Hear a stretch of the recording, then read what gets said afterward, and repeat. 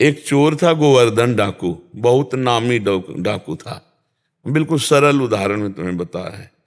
तो एक दिन राज कर्मचारियों ने उसका पीछा किया और वो भागा, घोड़ा भी छोड़ दिया, पैदल भागा। तो एक जगह देखा बहुत सत्संग हो रहा था, कथा हो रही थी। पंडित परशुराम जी महाराज कथा कर रहे थे, करमैती बाई के पिता। ये प्रमाणित कथा हम आपको बता रहे हैं। तो उस सभा में घुस गया। तो राज कर्मचारी आए, सोचा सभा में चोर कैसे हो सकता है, यहां तो चोर घुसने का साउंड। तो अब उसको पाया ही नहीं। जब कथा 2-3 घंटे बाद समाप्त हुई तो कथा का प्रसंग चल रहा था।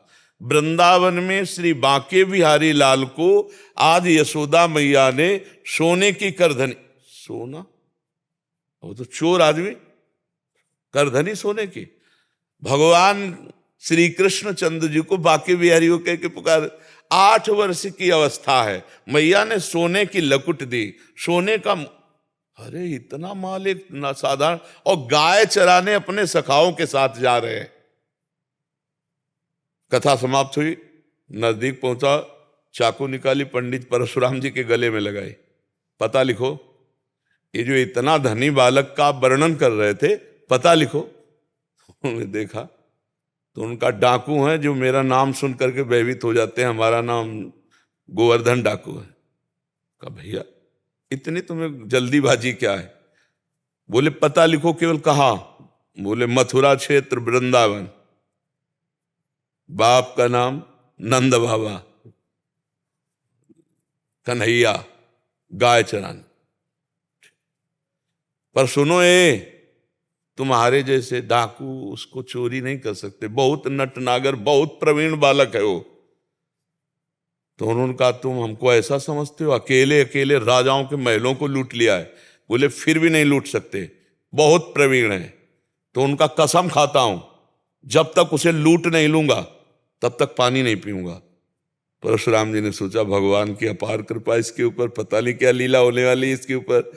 उन्होंने कहा सुनो, हमारी तरफ से माखन मिश्री ले लो, जब तुम्हारा बस ना चले तब माखन मिश्री उसे खवा देना।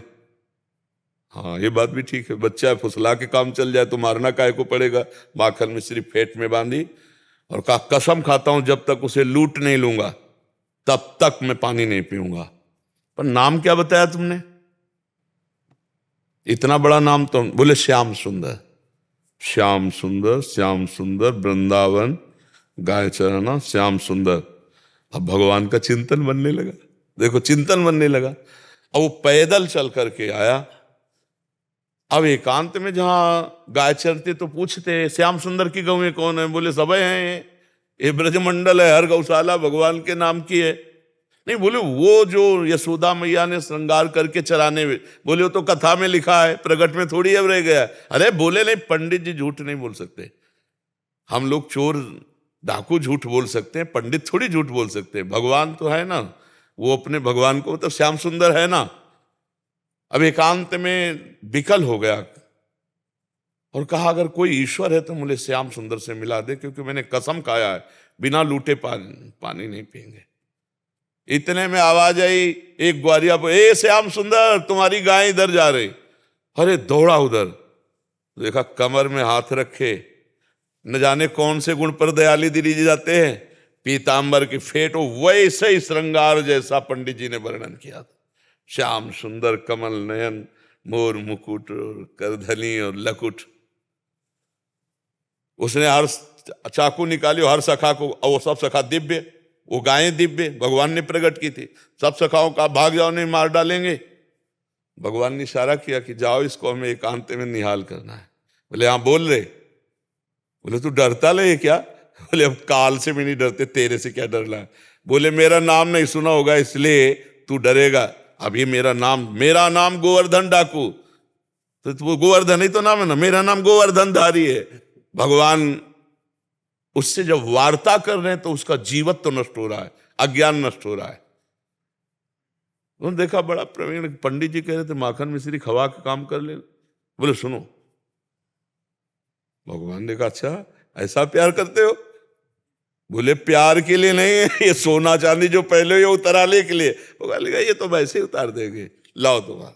माखन मिश्री खाई और कहा थोड़ा तुम खाओ, और जे भी भगवान ने चखाया उसे भगवत अज्ञान हो गया। अब भगवान को साष्टांग दंड, प्रभु प्रभु।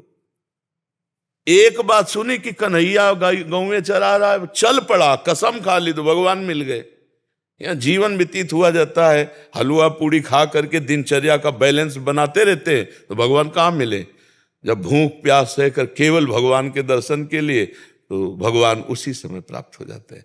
हम लोग सुनते बहुत हैं, समझदार बहुत हैं, नहीं करना चाहिए ये भी जानते हैं, लेकिन भजन ना होने के कारण हम उसको उतार नहीं पाते हैं। भजन शुरू करो, अभी बात बन जाए। नाम जप करो और निश्चय करो कि मुझे इस मार्ग में चलना है, तो पापाचरण नहीं करना है, गंदी बात नहीं करनी, किसी को दुख नहीं देना, किसी का अहित नहीं करना, तो मंगल शुरू हो जाए। अभी दिव्यता आने लगे अंदर, अंदर की दिव्यता, ये बाहर शरीर का राग छूट जाता है। समझ पा रहे आप?